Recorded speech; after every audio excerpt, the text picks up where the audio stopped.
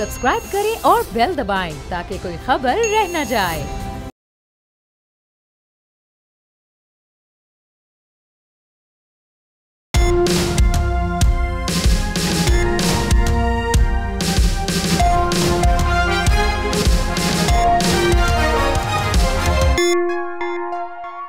बिस्मिल्लाहिर्रहमानिर्रहीम, अस्सलाम वालेकुम। आप देख रहे हैं प्रोग्राम तब्दीली और मैं हूं आपका मेजबान सलमान मिर्जा।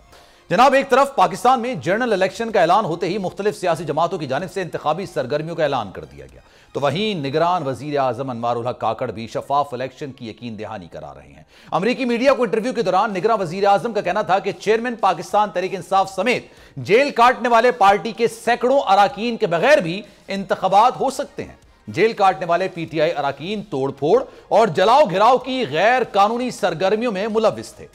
पीटीआई में शामिल हजारों अफराद जो गैर कानूनी सरगर्मियों में मुलविस नहीं है, वो इलेक्शन में हिस्सा ले सकेंगे। चेयरमैन पीटीआई समेत किसी सियासतदान से जाती इंतकाम पर अमल पैरा नहीं। अगर कोई कानून शिकनी पर गिरफ्त में आया है तो कानून की बालादस्ती यकीनी बनाएंगे।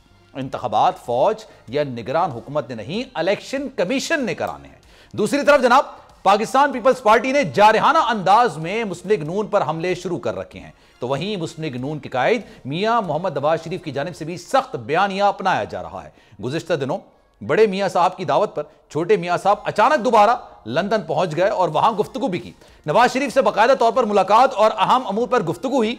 ज़राए के मुताबिक मियां नवाज शरीफ साहब ने फैसला किया है कि इस बार मुस्लिम लीग नून मुसालिहाना अंदाज इस सियासत के बजाय जारहाना अंदाज में मैदान में उतरेगी।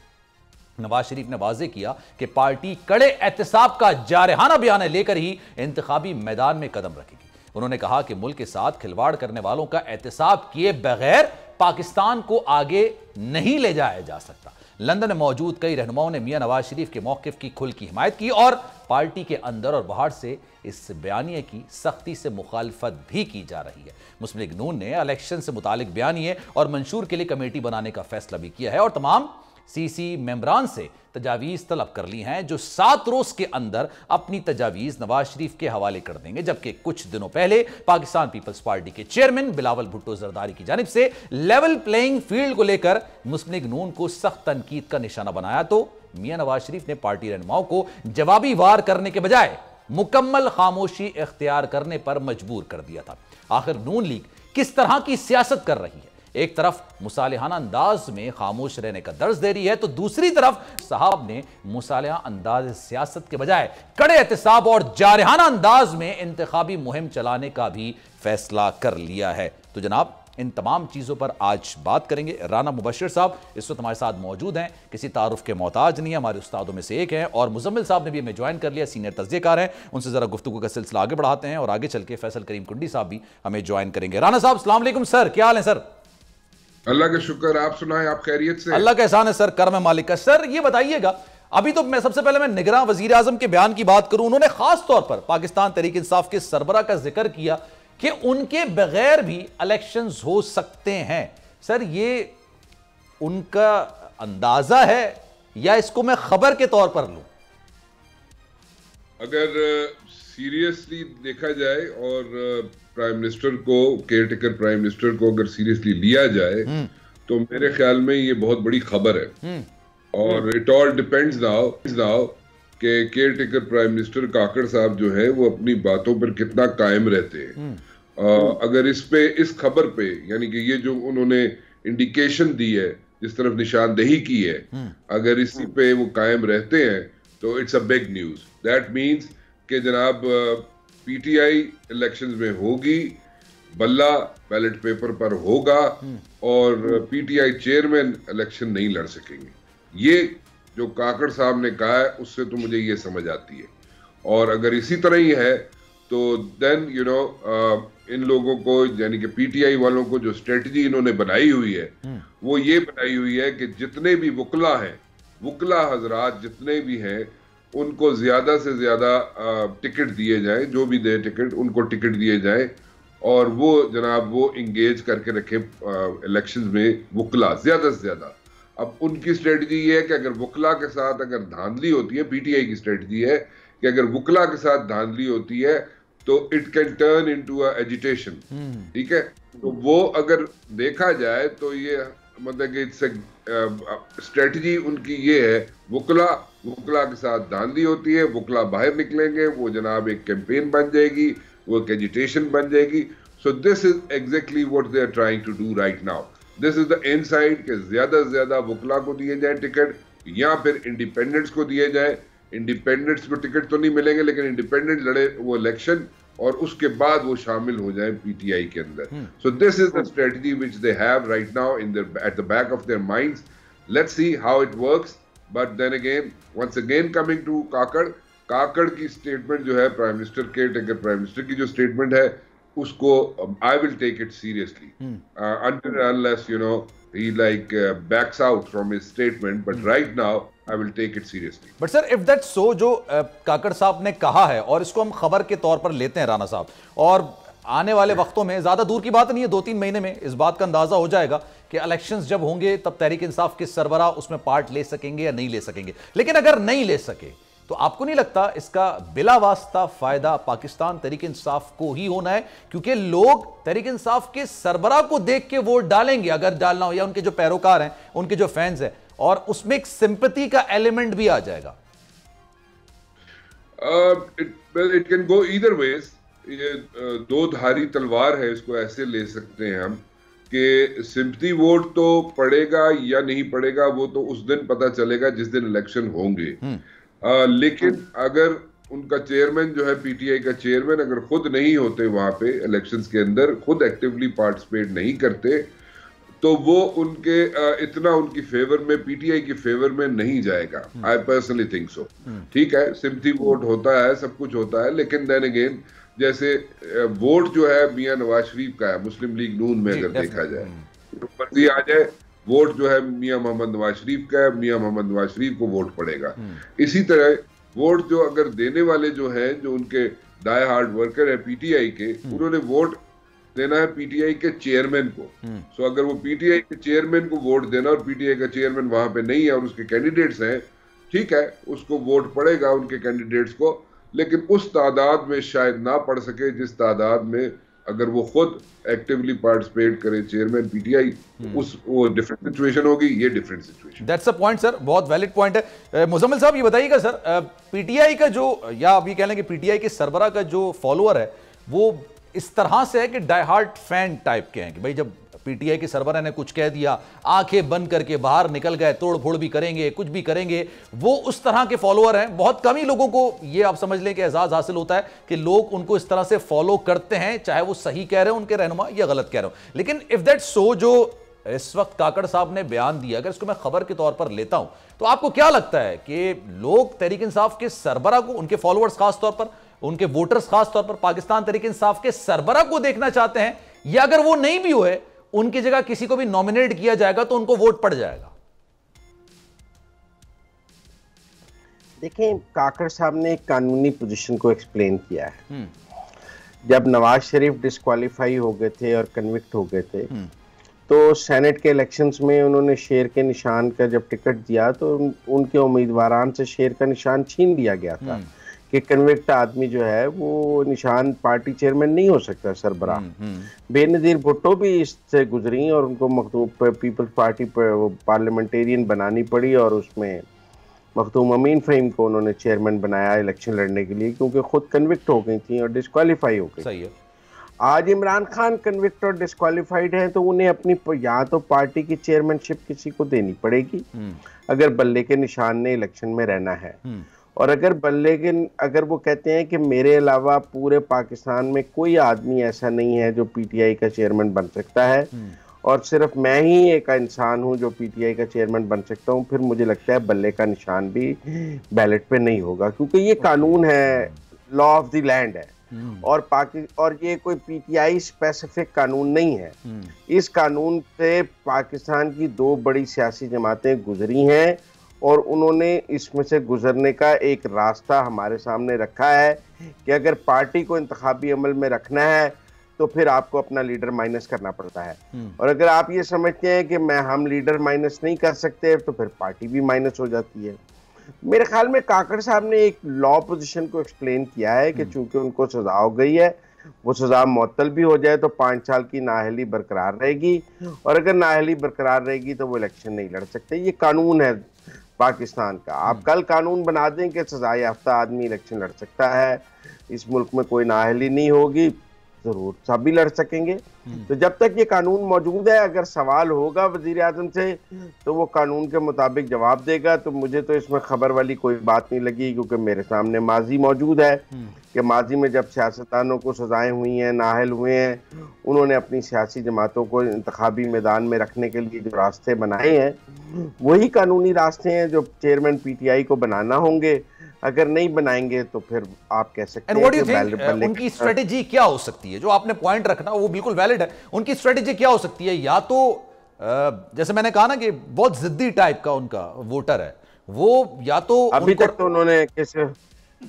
उन्होंने किसी को चेयरमैन नहीं बनाया। मैं यही कह रहा हूं आपसे, मैं आपसे यही सवाल कर रहा हूं, या तो चेयरमैन बनाते हैं या कहते हैं कि मैंने इलेक्शन ही नहीं लड़ना, चले छोड़े। मुझे लगता है कि वो इस तरफ लेके जा रहे हैं कि बैलेट पर बल्ले का निशान ही ना हो, क्योंकि अगर वो कानून से टकराएंगे और किसी को चेयरमैन नहीं बनाएंगे और अपने दस्तखतों से ही टिकट जारी करेंगे, तो चाहे वुकला को टिकट जारी कर दें, चाहे वो जर्नैलों को टिकट जारी कर दें, चाहे जिसको मर्जी टिकट जारी कर दें, कानून तो कानून है कि कन्विक्ट आदमी टिकट जारी नहीं कर सकता, पार्टी का चेयरमैन नहीं हो सकता। तो या तो उन्हें अपने पार्टी इलेक्शन करा के नया चेयरमैन मुंतखब करना है इलेक्शन से पहले, और वो इंतखाबात के नतायज इलेक्शन कमीशन में जमा कराने हैं, जिनका इलेक्शन कमीशन उनसे मुतालबा भी कर रहा है, और वो बार बार कहते हैं जी दरगुजर का टाइम लें। वरना मैं समझता हूँ कि जब वो टिकटें जमा कराने के लिए इलेक्शन कमीशन में जाएंगे और उनके नीचे चेयरमैन तहरीक इंसाफ का नाम होगा, तो वो टिकटें रिजेक्ट हो जाएंगी और बल्ले का निशान नहीं मिलेगा उन उम्मीदवारों को। इसमें ऐसी कौन सी बात? ठीक है राणा साहब, ball is in chairman PTI court. जी बिल्कुल। राणा साहब ये बताइएगा सर, अब ये बात है ना कि अगर ये इस तरह से मैटर चलता है तो वो Pakistan Tehreek Insaf as a political party election के प्रोसेस में हिस्सा ही नहीं ले सकेगी, तो तहरीक इंसाफ के सरबराह इतना बड़ा रिस्क लेंगे या फिर समझेंगे कि मैं जो है ना अपनी चेयरमैनशिप ही किसी और को दे दूं? लेकिन इस वक्त वो जो चेयरमैनशिप का उम्मीदवार है वो भी कोई नजर नहीं आता। मतलब अगर ज्यादा से ज्यादा हुआ तो शाह महमूद कुरैशी है, इसके अलावा तो और कोई नजर नहीं आता जिनको चेयरमैन बनाया जा सके और फिर जो उनके वोटर्स हैं वो उनको वोट दे सके। देखिए, शाह महमूद कुरैशी साहब की अगर बात की जाए ना, तो चेयरमैन पीटीआई जो है उनको पहले रोज से ही उनपे ट्रस्ट डेफिसिट है और वहां पे उनको ट्रस्ट नहीं करते, और दिस इज वेरी ऑब्वियस।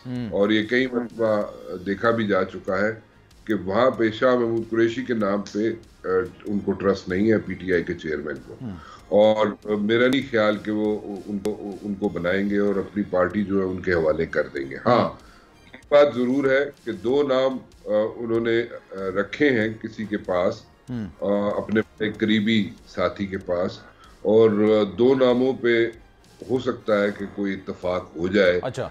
जो अगर ऐसी कोई सिचुएशन बनती है, एक तो वो शख्स है जिनको अभी उन्होंने जेल काट के भी थोड़े दिन पहले वो उनको रिहाई मिली है, और उनसे उन्होंने काफी सख्तियां काटी हैं पीटीआई के लिए, और उनका नाम है शेरियार अफरीदी की बात कर रहा हूँ। जी जी।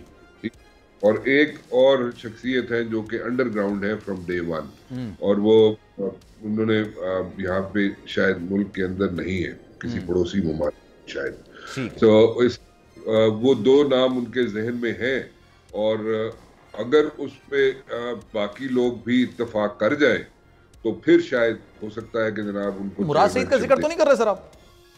जी, मैं मुराद सईद का जिक्र कर रहा हूं। ठीक है, चलें, मुझे फैसल करीम कुंडी साहब ने भी ज्वाइन किया, उनको भी जरा करते हैं। फैसल करीम कुंडी साहब, अस्सलाम वालेकुम सर, क्या हाल है आपके? वालेकुम सलाम, बिल्कुल ठीक ठाक। सर ये बताइएगा, आज ये काकड़ साहब का बयान आपने निगरान वजीर आजम का सुना? उन्होंने कहा कि जनाब पाकिस्तान तहरीक इंसाफ के सरबरा के बगैर भी इलेक्शंस हो सकते हैं, और इलेक्शंस कराना इलेक्शन कमीशन की जिम्मेदारी है, ना ही निगरान हुकूमत की है ना फौज की है। आपको लगता है कि ये खबर है या उन्होंने एक जनरली एक बात की है? बिस्मिल्लाहिर्रहमानिर्रहीम। देखें, मैं समझता हूँ कि ये उन्होंने शायद कोई जर्नली जो है वो एक बात की है, क्योंकि क्वेश्चंस होते हैं और उस वक्त तक पता नहीं है कि पहली बात है कि इलेक्शन कब होते हैं और सिचुएशन क्या होती है। तो जनवरी के आखिरी हफ्ते में वो कह तो रहे हैं इलेक्शन कमीशन। आपको चेक अभी भी आपको डेट पता है कौन सी डेट को? नहीं सर, डेट नहीं हो, उन्होंने नहीं अनाउंस की तो मुझे क्या पता होगी। हाँ, तो बात तो यही है ना भाईजान। सवाल ये है कि पाकिस्तान पीपल्स पार्टी का पहले दिन से ये मौकफ है कि पाकिस्तान पीपल्स पार्टी इलेक्शन की डेट और इलेक्शन के शेड्यूल मांग रही है। अब देखें, डिलिमिटेशन का शेड्यूल सब कुछ तो आ गया, लेकिन इलेक्शन की डेट और इलेक्शन के शेड्यूल नहीं है। सही है। आप आखिरी हफ्ता कह रहे हैं भाई, आप 26, 27, 30 कुछ तो कह देना, और शेड्यूल क्या है? अपने डेट्स जो तरीकेकार है आपको पता है कि आपने किस तरीके से करना है, उसी मुताबिक आप डेट्स दे दें। ये चीज है। तो आपको क्या लगता है क्यों डेट नहीं दी होगी ये?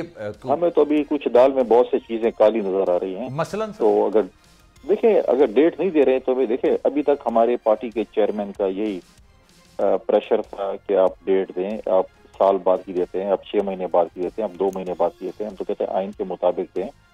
अब बात यह कि उन्होंने इलेक्शन कमीशन ने कहा कि हम जनवरी के एंड में इलेक्शन कराएंगे। अब सीसी की मीटिंग पाकिस्तान पीपल्स पार्टी की या कोर कमेटी की होगी, उस पर हम फैसला करेंगे हमने अभी आगे क्या अमल इख्तियार करना है, क्योंकि अभी तक डेट और शेड्यूल तो इलेक्शन कमीशन ने दिया नहीं है। जब शेड्यूल नहीं आएगा तो पॉलिटिकल पार्टीज कैसे उसके लिए तैयारी करेंगी, क्या वो होगा? और ये इसी चीज का जो है। दूसरी बात यह है कि अब उस वक्त तक जो है नहीं पता चलता कि कोर्ट्स क्या फैसला करते हैं, किसको इलेक्शन लड़ने देती हैं, किसको इलेक्शन नहीं लड़ने देती। जिसको लड़ने देंगी वो मैदान में इलेक्शन लड़ेंगे, जिसको नहीं लड़ने देंगी उनको पाबंदी होगी, फिर वो नहीं लड़ेंगे। तो सर ये जो अब आप लोग ये लेवल प्लेइंग फील्ड का तकाजा कर रहे हैं, अब ये तकाजा जायज़ हो सकता है, लेकिन ये होना या तो इलेक्शन कमीशन से चाहिए या फिर निगरान हुकूमत से चाहिए। नून लीग की तरफ ये तकाजा क्यों है सर? क्या लगता है कि उनका क्या है इसमें सारे स्टेक पे? देखिए, हम इत्तेहादी जमात थे, हमने इत्तेहाद में एक हुकूमत की हमारी, और हमने कोई 16 महीने वहां पर जो है हुकूमत की। उसके बाद जो है हम ये समझते हैं कि जिस तरीके पंजाब में हमारे पार्टी के दोस्तों की कंप्लेंट्स हैं, सीसी में भी उन्होंने कंप्लेंट्स की कि जो है पंजाब में तमाम ट्रांसफर पोस्टिंग जो कि डीपीओस की, डीसीस की या एडमिनिस्ट्रेशन की हो रही हैं, वो पीएमएलएन के दोस्तों के कहने पे हो रही हैं, जो वहाँ पर हुआ है। तो हमारे ये कंप्लेंट अपनी इत्तेहादी जमातों से इसीलिए है, हमने अपने पार्टी के प्रेसिडेंट जरदारी साहब को ये इख्तियार दिया कि आप अपनी इत्तेहादी जमातों से बात करें कि अगर इक्वल लेवल प्लेइंग फील्ड नहीं होगा फिर सर कोई आजाद है, फिर तो फ्री स्टाइल रेसलिंग है ना, एक किस्म की, जो आसान जबान में हम कहते हैं। तो फिर तो हम भी अपनी देखिए, इलेक्शन तो हमने पहले भी, हमने मार्शल लॉ में भी इलेक्शन लड़े हैं, मार्शल लॉ का भी मुकाबला किया है, बहुत सी चीजें हमने ये चीजें की हैं। तो ये इलेक्शन भी हम जो है हम अपने तरीके से फिर लड़ लेंगे। जरदारी साहब फिर चौधरी शुजात हुसैन साहब के पास यही बात लेके गए थे या इसके अलावा भी कोई तस्करा हो सकता है? देखें, जरदारी साहब जो है वो हमेशा जब भी लाहौर आते हैं, चेयरमैन बिलावल साहब आते हैं, वो क्योंकि चौधरी शुजात साहब बीमार है तो हमेशा उनकी बीमार पुरसी के लिए जो है वो जाते हैं। वो भी आते हैं, ये भी जाते हैं, तो बीमार पुरसी के लिए भी गए थे, और साथ साथ डेफिनेटली जब सियासतदान बैठते हैं तो पॉलिटिकल डिस्कशन भी हुई होगी, तो पॉलिटिकल डिस्कशन भी उन्होंने की है।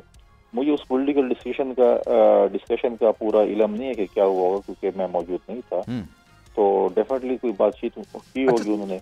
बात आपकी दुरुस्त है सर। प्रेसिडेंट जरदारी साहब जो है हमें कमिंग सीसी में अपडेट करेंगे, क्योंकि उनको। अच्छा सर, ये आप लोग जो कह रहे हैं लेवल प्लेइंग फील्ड का, और ज्यादातर पंजाब की तरफ आपका फोकस है सर, 2018 में भी आपकी ज्यादा सीटें नहीं थी, 2013 में भी ज्यादा सीटें नहीं थी, तो लेवल प्लेइंग फील्ड आपको ज्यादातर जो नुकसान पहुंचा है पाकिस्तान पीपल्स पार्टी के वोटर्स को अपनी तरफ जो किया, पाकिस्तान तहरीक इंसाफ ने किया, नून लीग ने नहीं किया। आपकी ज्यादातर 7 सीट थी, इससे ज्यादा सीट नहीं थी। तो सर अब ऐसा क्या हो गया जो आप कह रहे हैं कि आपको लेवल प्लेइंग फील्ड मिल ही नहीं रहा बिल्कुल भी? देखिए, हम यही चाहते हैं कि पाकिस्तान की आवाम फैसला करे उन्हें किसको वोट देना है। तो वो तो इलेक्शन वाले दिन देखें 2018 का तो इलेक्शन, अब जो है जैसे इलेक्शन हुआ है वो तो सबको पता है। और बात यह है कि देखें, हम मोहतरमा शहीद कम सीटों के साथ भी आई थी और फिर अगली हुकूमत भी बनाई। जी बिल्कुल। मियाँ साहब भी 17 सीटों के साथ आए थे, फिर अगली हुकूमत भी उन्होंने बनाई। तो अप एंड डाउन पॉलिटिकल उसमें होता है। हम कहते हैं ठीक है, पंजाब में वोट ना पड़े, हमारी एक सीट भी खुदा न खास्ता ना आए, लेकिन आवाम को फैसला करना है ना। हम कहते हैं जिसके बक्से में जिसके लिए आप वोट डालें उसी का वोट गिना जाए, धुंध भी ना हो, आरटीएस भी ना बैठे, आरओ इलेक्शन भी ना हो, आवाम रिजेक्ट करे पॉलिटिकल पार्टीज को, खवास रिजेक्ट ना करें। हम कहते हैं आवाम अगर कहती है कि पीपल्स पार्टी का मैनिफेस्टो ठीक है, पीपल्स पार्टी जो है लोगों को सहूलियत दे सकती है, पीपल्स पार्टी हमें चाहिए, तो मैं समझता हूँ कि फिर आवाम को ये हक, जो वोट हक हमें दे रहे हैं, वक्त बनता है कि आपकी बात बिल्कुल दुरुस्त है, लेकिन सर ये तकाजा बनता है निगरान हुकूमत से, इलेक्शन कमीशन से। सर अगर इजाजत दें एक ब्रेक में ले लेता हूं, ब्रेक के बाद वापस आएंगे, यहीं से आगे बढ़ाएंगे। राना साहब हमारे साथ मौजूद हैं, मुजम्मिल साहब हमारे साथ मौजूद हैं, फैसल करीम कुंडी साहब हमारे साथ मौजूद हैं। गुफ्तगू का सिलसिला यहीं से आगे बढ़ाएंगे, एक ब्रेक लेते हैं, कहीं जाएगा नहीं।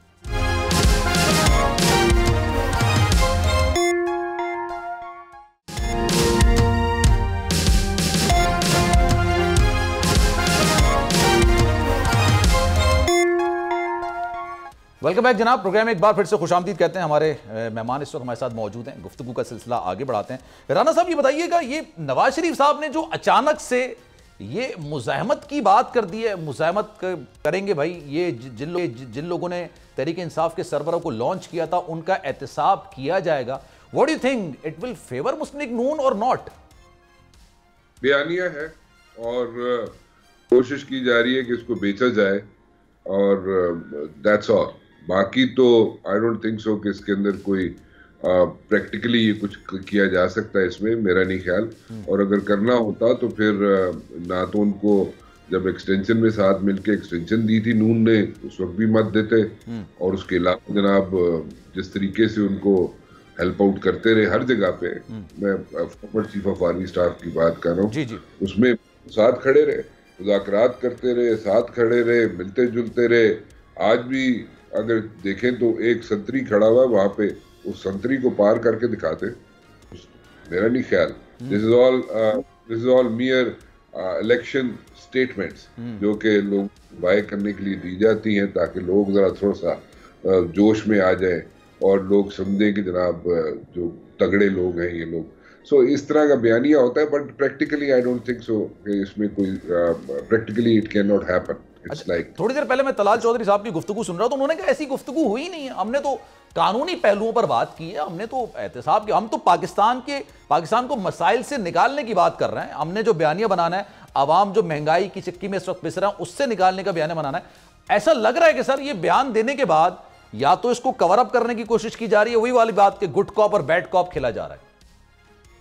जी वो देखे ना, मैंने यही कहा कि एक संतरी उनके घर के बाहर खड़ा है आज भी, ठीक है, तो वो संतरी क्रॉस करके कोई दिखा दे मुझे उनकी इजाजत के बगैर तो फिर बात बन जाएगी। तो वो संतरी को तो क्रॉस करना मुश्किल है। बयानिया हाँ ठीक है, स्लिप ऑफ टंग जो है बड़े बड़े लीडरों को फेस करनी पड़ती है, फिर हीट उसकी, लेकिन मेरे ख्याल में इस चीज से परहेज करनी चाहिए। Let's move forward. यहाँ पे और बड़े इश्यूज हैं। यहाँ पे सबसे बड़ा इशू जो है वो CIFC जो है, उसको अगर ट्रू स्पिरिट में इम्प्लीमेंट हो गया तो यहाँ बिलियंस ऑफ डॉलर्स की इन्वेस्टमेंट आ सकती है, and another like few months time I see that happening. ठीक है, अगर ये सारी चीजें फोकस करें इकोनॉमी पे, इकोनॉमी को कैसे ठीक करना है उस तरफ चले। SIFC is like a very good plan, 2035 तक का प्लान है जिसमें कोई रुकावट नहीं है, फॉरेन इन्वेस्टर आ सकता है, लाइन अप हुआ है, यहाँ पे फॉरेन इन्वेस्टर आने के लिए तैयार बैठे हुए हैं। So instead of like you know living in the 90s era, let's move forward. मतलब कि इसको मुल्क को ठीक करें, इकोनॉमी को ठीक करें। इकोनॉमी ठीक होगी तो 10,000 इश्यूज जो है वो साइड बाय साइड खुद ब खुद ठीक हो जाएंगे। हमारे जो इश्यूज जो नेबरिंग कंट्रीज के साथ हैं वो भी ठीक हो जाएंगे। सो क्योंकि everyone will start taking you seriously. हर आपको सीरियसली लेगा, पूरी दुनिया आपको सीरियसली लेगी अगर आप इकोनॉमिकली स्ट्रांग होंगे। सो और आप 10 चीजें अपनी जो मनवा भी सकते हैं। So if you are not economically strong and if you are dependent on somebody, किसी डोनर या किसी लैंडिंग एजेंसी पे आप लोग डिपेंड कर रहे होंगे तो फिर nobody is going to take you seriously, not even your friends। आपके दोस्त भी ले सकते हैं, आपको लेंगे। बिल्कुल बिल्कुल, बात दुरुस्त है। आगे चलते हैं और इसको मतलब instead of coming up with such statements, किसी भी लीडर को मेरे ख्याल में इस तरफ नहीं जाना चाहिए। आगे चलें, मूव फॉरवर्ड, आगे चले, फोकस करें। SIFC को पिंडी वाले गारंटी दे के बैठे हुए हैं और सारी दुनिया को कि जी आए इन्वेस्टमेंट करें। पिंडी वाले पिछले 1 साल से बैठ के यहाँ पे सर जोड़ के बैठे हुए हैं, इंटरनेशनल इन्वेस्टर के साथ, मल्टीनेशनल्स के साथ, फ्रेंडली कंट्रीज के साथ, अपने लोकल जो यहाँ पे इन्वेस्टर है उसके साथ। सो पिंडी वाले जो कर रहे हैं पिछले 1 साल से, तो वो आप उसको लेके आगे चलें, उसको बल्कि हेल्प आउट करें इंस्टेड की पिछली पुरानी बातें कि जी उसने ऐसे। अब यू नो अब आर्काइव्स भी बन गई हैं। जिस जमाने में आपने जर्नलिज्म शुरू किया तो उस वक्त आर्काइव्स नहीं होती थी। अब यहाँ पे हर चीज रिकॉर्ड पे होती है। आप कैसे तय करेंगे कि जनाब यहाँ पे कल आपने वोट नहीं दिया था एक्सटेंशन के लिए उनको, आप कैसे डिनाई करेंगे इन चीजों को कि आप उनसे मुलाकातें नहीं करते रहे थे? सो वो people are not going to buy. Definitely sir. ठीक है मुजम्मिल साहब, आप बताइएगा, आपको लगता है ये स्ट्रेटेजी नून लीग लेके चल रही है, ये उनको फेवर करेगी, या ऑब्वियसली ये गुड कैप और बैड कॉप जो है वो वाला सारा मामला चल रहा है कि एक अच्छा बयान देगा, एक उसको कवर अप करने की कोशिश करेगा, 48 घंटे के अंदर शहबाज शरीफ साहब वापस जाते हैं, तो जाहिर सी बात है चीजों को कूल डाउन करने की कोशिश की गई। अब तो डिनाइल सिचुएशन पर आ गए कि नहीं ऐसी तो कोई बात ही नहीं हुई, कोई बयान ही नहीं दिया ऐसा। ठीक है, मेरे ख्याल में ये बात फिर भी होगी सियासत में, इलेक्शंस में। ये हो नहीं सकता कि जब तक चेयरमैन पीटीआई जो है वो पाकिस्तान की सियासत में हो तो फिर फैज़ और बाजवा का जिक्र ना हो, पाशा का जिक्र ना हो, ज़हीरुल इस्लाम का जिक्र ना हो।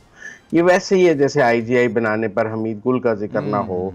जिन जिन ने भी पाकिस्तान के पॉलिटिक्स में एस्टेब्लिशमेंट ने जहाँ जहाँ भी इंटरवीन किया है वहाँ वहाँ उनका नाम आता है, और वो नाम लिए बगैर कहानी मुकम्मल नहीं होती है। बाकी जहाँ तक ये इस बात का सवाल है कि वहाँ संतरी खड़ा है और कोई संतरी को हिलाकर दिखाए, सियासी जमातों का काम नहीं है संतरियों को हिलाना। सियासी जमातें जब संतरियों को हिलाने की कोशिश करें तो नौमई हो जाता है। उनका काम रायमा हमवार करना है, पार्लियामेंट में पहुंचना है, कानून बनाना है, सही है, कानून के मुताबिक आगे बढ़ना है। ये चैलेंज करना कि कोई संतरी ला के दिखाए, वो कोई दहशतगर्द तंजीम है जो संतरी ला के दिखाए, कोई अस्करी तंजीम है कि संतरी लाकर दिखाएं, वो कोई टीटीपी है, वो कोई पीटीआई है कि जाके जीएचक्यू का गेट पे हमला कर देंगे। यहाँ तो सियासी जमातों पर मार्शल भी लगे हैं, तो उन्होंने कभी जाकर संतरी नहीं हिलाई। उन्होंने अपनी गैर आईनी हुकूमत के खिलाफ भी जद्दोजहद आइन के दायरे में ही की जाती है। यही सियासी जमात का हुस्न है। जो सियासी जमात अपनी जद्दोजहद आइन के दायरे से बाहर ले जाती है वो अस्करी जमात बन जाती है। इसीलिए हम कहते हैं कि पीटीआई अस्करी जमात बन गई है, क्योंकि उनकी जद्दोजहद आइन से बाहर चली गई, वो उन्होंने कानून हाथ में ले लिया। तो बात करनी चाहिए पाकिस्तान की जमहूरियत की, और पाकिस्तान में जमहूरियत की बालादस्ती की बात एस्टेब्लिशमेंट की इंटरवेंशन को रोके बगैर मुकम्मल हो ही नहीं सकती ये कहानी। बिल्कुल। आप कहते हैं आधी कहानी बयान करें, आधी कहानी कैसे बयान करें जी?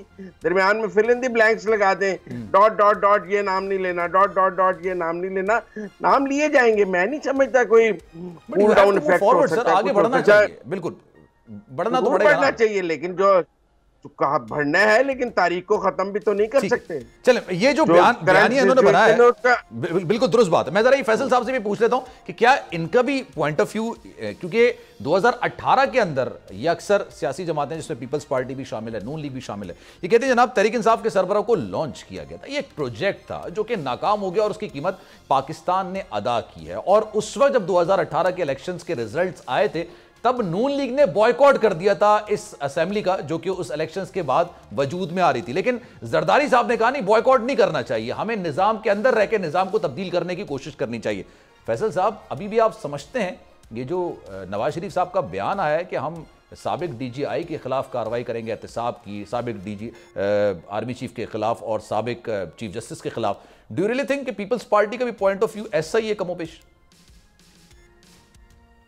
देखिए, इसमें तो कोई फैक्ट नहीं है कि 2018 में पीटीआई के चेयरमैन को और पीटीआई को लॉन्च किया गया था और उनको लाया गया था, और वो जो लॉन्चिंग पैड उनको मिला था और जिस तरीके से लॉन्च किया था, तो वो क्या क्या कहें, वो रॉकेट जो है ना वो चकनाचूर हो गया जिस तरीके से वो आया था। लेकिन जहाँ तक मियाँ साहब के स्टेटमेंट की बात है, देखें मियाँ साहब ने स्टेटमेंट दी है। मियाँ साहब ने पहले भी, उनकी हुकूमत थी, खुद जब वज़ीर आज़म थे तो उन्होंने मुशर्रफ साहब का क्या किया, उसको भी यही कह रहे थे ना कि आर्टिकल 6 का एक तजर्बा है, उन्होंने एक तजर्बा किया था मुशर्रफ साहब के वक्त। देखिए, पाकिस्तान में इस्टेब्लिशमेंट एक हकीकत है और पॉलिटिक्स में दखलंदाजी माजी में किसके सामने नहीं है। अब वो कह रहे हैं कि हमने ये काम करना है, तो 16 महीने तो आपके भाई वज़ीर आज़म ने उस वक्त कर लेते, हम तो मौजूद थे उस कमरे में, कभी तो जिक्र नहीं, कभी ये एहतसाब भी कर रहे हैं। तो अभी जब आप वापस आ रहे हैं, ये आप एक बयानिया, में भी मेरा ज़ाती ख्याल है, मैं शायद गलत भी हूँ, इलेक्शन के लिए एक आप बयानिया बनाना चाहते हैं, जो भी करना चाहते हैं, लेकिन अभी तो आपकी हुकूमत अभी खत्म हुई है, कोई 1 महीना भी नहीं हुआ, और उसमें आप 16 महीने में इस चीज को कर लेते। कुछ ना कुछ तो कर लेते ताकि लोगों को तो पता चलता कि आप वाकई ये चीज करने जा रहे हैं। तो ये चीजें मैं समझता हूँ कि एक पॉलिटिकल स्टंट है, एक इलेक्शन का एक पॉलिटिकल स्टंट है, एक बयानिया बनाने की कोशिश। लेकिन आपको लगता है कि ये सही है, ऐसा होना चाहिए या ऐसा नहीं होना चाहिए? आगे बढ़ना चाहिए, पाकिस्तान को आगे ले जाना चाहिए? दुनिया कहां जा रही है, हम पीछे की तरफ जा रहे हैं।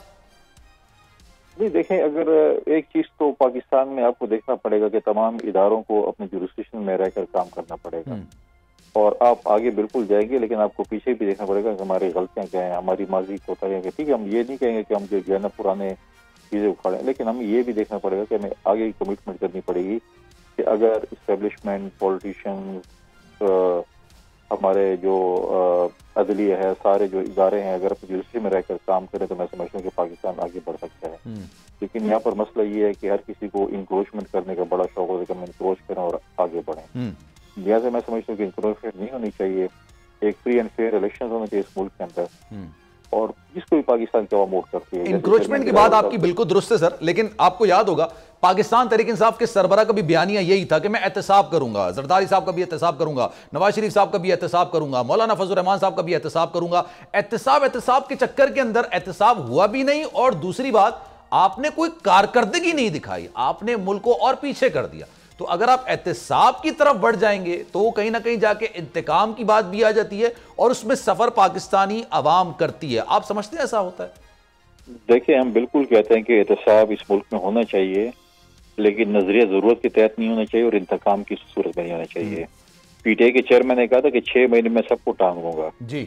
उन्होंने सबको गिरफ्तार तो किया बगैर किसी वजह के। क्या सिर्फ जरदारी साहब गिरफ्तार नहीं हुए? क्या फरियाल तालपुर साहब गिरफ्तार नहीं हुई? क्या पाकिस्तान पीपल्स पार्टी के बाकी लीडर्स गिरफ्तार नहीं हुए? क्या मुस्लिम लीग के लोगों को उन्होंने गिरफ्तार नहीं किया? और उसके बाद उन्होंने कहा कि अपने आप को साबित करें कि आप जो है बेगुनाह हैं। इस किस्म का एहतसाब था। हमने जमानतें कराई, हमने अदालतों से अपनी जमानतें कराई। फिर यही पीटीआई के चेयरमैन कह रहे थे अमेरिका में खड़े होकर, जहाँ पर लोग अपनी पॉलिसी स्टेटमेंट देते हैं, उधर भी उनका मैं जो है वो एसी और फ्रिज। आज तो वही चीज हम कहते हैं कि जो बात उन्होंने की है, उनके कमिटमेंट जो कर रहे थे और कह रहे थे कि होना चाहिए, हम कहते हैं कि आज होना चाहिए उनके साथ। आज उनकी ख्वाहिश थी, हमारी ख्वाहिश तो नहीं थी ना। उनकी ख्वाहिश के मुताबिक जो उन्होंने बातें की हैं सियासतदानों के मुतल्लिक, इनके साथ ये होना चाहिए तो आज उनके साथ होना चाहिए। लेकिन पाकिस्तान में अनफॉर्चुनेटली जब नैब के इदारा जो है या एहतसाब जो होता है वो हमेशा पॉलिटिकल इंजीनियरिंग के लिए इस्तेमाल होता है। आप मुझे बता दें कि क्या आप शुरू हो जाते हैं टीवी पे भी, सोशल मीडिया पे भी और एक कैरेक्टर एसोसिएशन करते हैं और 5 साल बाद कहते हैं जी बाइज्जत बरी हो गए। आज आप मुझे बताएं कि सोशल मीडिया पे सिंध में जितने पैसे सोशल मीडिया के जरिए बरामद हो चुके हैं तो आपका 80% IMF का कर्ज उतर गया है और इंशाल्लाह अगर 2 महीने और चलता है तो आप कर्ज देने की पोजीशन में हो जाएंगे मुल्क को, दूसरे मुल्कों को। तो अगर आप इस किस्म की फेक न्यूज और कैरेक्टर एसोसिएशन करेंगे तो फिर ये ऐसे नहीं चल सकता। आप देखें, नैब ने हमेशा पैट्रियट बनाई, नैब ने हमेशा पॉलिटिकल पार्टीज, पॉलिटिकल इंजीनियरिंग की। वो आपको गिरफ्तार करेंगे, मुझे गिरफ्तार करेंगे, अगर फलां जमात में जाओगे तो तुम जमजम से धुल जाओगे और अगर तुम फलां जमात में नहीं जाओगे तो तुम सबसे बड़े चोर, डाकू, डकैत व्हाटएवर नाम दे देंगे। तो हमेशा नजरिया जरूरत है। पैट्रियट कैसे आप तो नजरिया जरूरत नहीं करेंगे ना। अगर आप इक्तिदार में आ जाते हैं, आपको लेवल प्लेइंग फील्ड मिल जाता है, आवाम आपको वोट भी दे देते हैं, आप अपना वजीर आजम भी बना लेते हैं, तो सर ये जिनका नाम लिया है नवाज शरीफ साहब ने कि मैं इन एक्स का एहतसाब करूंगा, जिन्होंने पाकिस्तान तहरीक इंसाफ के सरबरा को लॉन्च किया था, तो पीपल्स पार्टी की स्टैंडिंग क्या होगी? वो भी एहतसाब करेंगे या नहीं आगे बढ़ेंगे? देखिए, पाकिस्तान पीपल्स पार्टी 2008 से 13 तक हुकूमत में थी। हमने कोई पॉलिटिकल विक्टिमाइजेशन नहीं की। हम गारंटी से कह सकते हैं कि हमारे दौर हुकूमत वाहिद दौर हुकूमत था जिसमें कोई भी पॉलिटिकल प्रिजनर जेल में मौजूद नहीं था। हम तो चाहते हैं कि नैब खत्म हो जाता, लेकिन हमारे पास इतनी मेजॉरिटी नहीं थी। हमारी इत्तेहादी जमातें हम हमारे साथ उस पर सपोर्ट नहीं कर रही थी। हम तो आर्टिकल 62-63 को भी खत्म करना चाहते थे 18वीं तरमीम में। PMLN के हमारे दोस्त नहीं खत्म करना चाहते, जिसके बाद मियां साहब खुद उसी के अंदर जो है वो उनको सजा हुई। लिहाजा हम कहते हैं कि देखें, हमेशा हम कहते हैं जमहूरियत बेहतरीन इंतकाम है। आज जिन लोगों ने लॉन्च किया था वो तारीख का हिस्सा बन चुके हैं, उनका आज नाम लेने वाला कोई नहीं है। लेकिन पॉलिटिकल पार्टीज तो आज जिंदा हैं, जो बाकी पॉलिटिकल लीडरशिप है वो तो आज मौजूद हैं। उनका नाम तो अगर आप और मैं प्रोग्राम में लें तो ले लें, वरना उनका नाम लेने वाला कोई है भी नहीं। कौन ले रहा है उनका नाम? किसी उसमें क्या वो किसी पॉलिटिकल पार्टी कैसे कोई नाम उसका ले रहा है? कुछ भी नहीं है। लिहाजा ये चीजें जो है, इस हमें अगर आगे मुल्क को लेके जाना है, हमने मुल्क को बहरानों से निकालना है, हमने इकोनॉमिकली इसको स्टेबल करना है, हमने अवामों को रिलीफ देना है, तो हमने फ्यूचर के मुतालिक सोचना है, हमने माजी के मुतालिक नहीं ठीक है सोचना। सर, क्योंकि टाइम की कमी है, मैं जरा चाह रहा हूं सबके शॉर्ट कमेंट ले लूं। राणा साहब ये बताइएगा, 21 तारीख को नवाज शरीफ साहब आ जाएंगे, और आ जाएंगे तो मीनार पाकिस्तान पर जलसा कर लेंगे, और अगर जलसा हो भी जाएगा लेट्स सपोज, तो आपको लगता है जो ये इलेक्शन कमीशन ने हफ्ता अनाउंस किया है, डेट अनाउंस नहीं की, इस हफ्ते कोई इलेक्शंस हो जाएंगे? कोई किस्म के आपको खदशात नहीं है? आप एक तवील अरसा सहाफत में आपने गुजारा है, आपको क्या लगता है ये इतना सिंपल है जितना सिंपल अनाउंस हुआ है? देखिए, जहां तक इलेक्शन कमीशन का ताल्लुक है तो मुझे वहां पे कोई डाउट्स नहीं है, और जो उन्होंने डेट देंगे वो मेरे ख्याल में अगले कुछ दिनों में आपके सामने डेट आ जाएगी, कंफर्म जो डेट है। वो जो डेट देंगे वो उस पे कायम रहेंगे, उसको आगे पीछे कर ही नहीं सकते, वो तो खैर हो नहीं सकती जब एक दफा वो डेट दे दे तो। और अब तो वो वीक भी बता चुके हैं जी, लास्ट वीक ऑफ जनवरी, ठीक है, वो खत्म होगी। अब बाकी रह गया कि जी जलसा मियां साहब कर सकेंगे, 21 को आएंगे या नहीं आएंगे। आई पर्सनली थिंक कि मियां साहब 21 को आएंगे, और क्योंकि देखिए मैंने पहले भी कहा कि वोट बैंक जो है वो मियां मोहम्मद नवाज शरीफ साहब और मियां मोहम्मद नवाज शरीफ साहब का एक डाई हार्ड वोटर सपोर्टर है, और उनकी गैर मौजूदगी में वो डिसरे हुआ था, और उनके आने से पार्टी के अंदर, नून लीग के अंदर जान पड़ेगी। सही है। सो मेरे ख्याल में और कोई ऑप्शन रह नहीं गई, मियां साहब को आ जाना चाहिए, और वो आएंगे।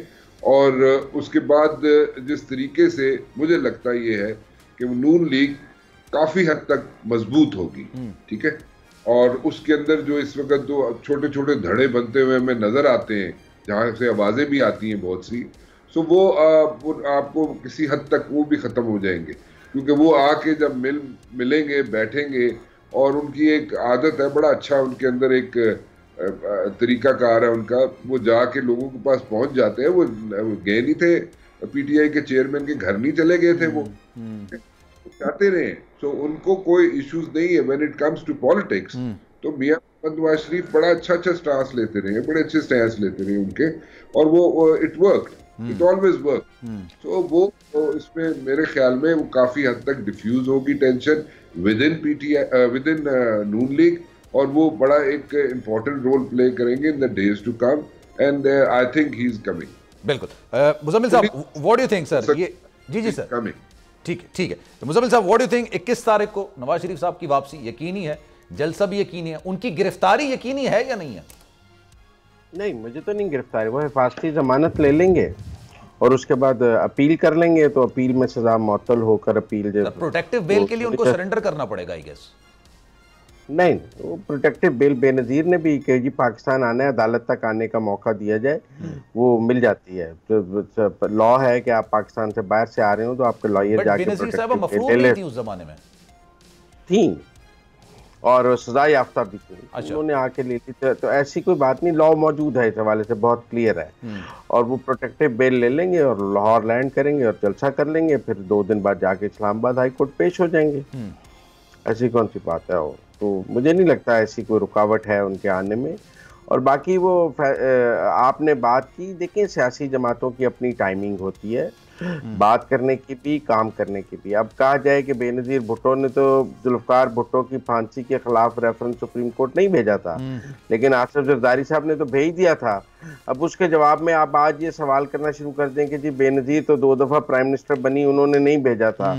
वो अपने सरकमस्टांसेस थे। लोग ये भी कहते हैं कि बेनजीर भुट्टो ने भुट्टो के कातलों के साथ बैठ गई थी, लेकिन इसका ये मतलब तो नहीं कि कातलों को माफ कर दिया था, भुट्टो का कत्ल माफ हो गया है। और उसका रेफरेंस बाद में जब जरदारी साहब ने भेजा तो जी वो पहले तो आप उनके साथ मिल गए थे, तो अब आपने रेफरेंस भेज दिया। तो जरदारी साहब ने काफली को कातिल लीग कहा था, फिर उनको डिप्टी वजीर आजम भी बना लिया। तो ऐसी कोई बात नहीं, पॉलिटिकल जमातें अपना स्टांस लेती हैं और उस स्टांस को आवाम के सामने जरूरत फिर कारफरमा हो जाता है। सर, सियासत का हुस्न यही है, आमरियत में होता है कि आप में लचक नहीं होती। सियासत लचक सियासत का हुस्न है क्यों सियासतदान आपस में इकट्ठे बैठ जाते हैं इतने सब के बावजूद, आपस में एक दूसरे के खिलाफ इलेक्शन लड़ने के बावजूद भी पार्लियामेंट में आके इकट्ठे बैठ जाते हैं? क्योंकि ये बेहतरीन निजाम है, इसको गाली ना बनाए इकट्ठे बैठने को, एक दूसरे को लचक दिखाने को। हमने तो इसको गाली बना दिया है। अगर ये गाली है तो फिर आप आमरीत ले आए जहाँ किसी से बात ही नहीं हो सकती, एक हुक्म चलेगा बस, मैंने कह दिया ये हरफ आखिर है। सियासत में तो कुछ भी हरफ आखिर नहीं होता, इसमें तो मुज़ाकरात है, लचक है, एक दूसरे की माननी है, मनानी है, मिलकर चलना है। अगर आप ये मुल्क में चूंकि चेयरमैन पीटीआई ने ये एक बना दिया माहौल, ओहो इकट्ठे हो गए तो मुकमुका हो गया, भाई इकट्ठे हो गए तो मुल्क चलेगा, मुकमुका थोड़ी है।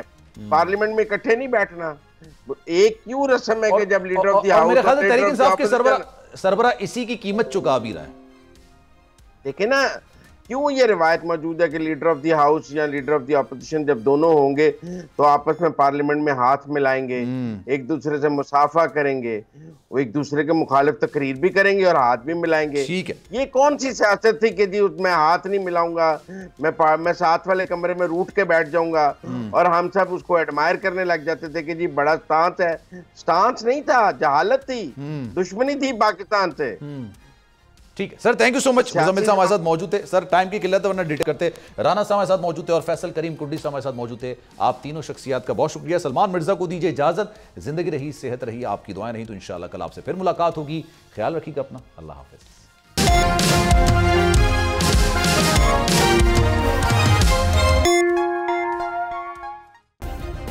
सब्सक्राइब करें और बेल दबाएं ताकि कोई खबर रह न जाए।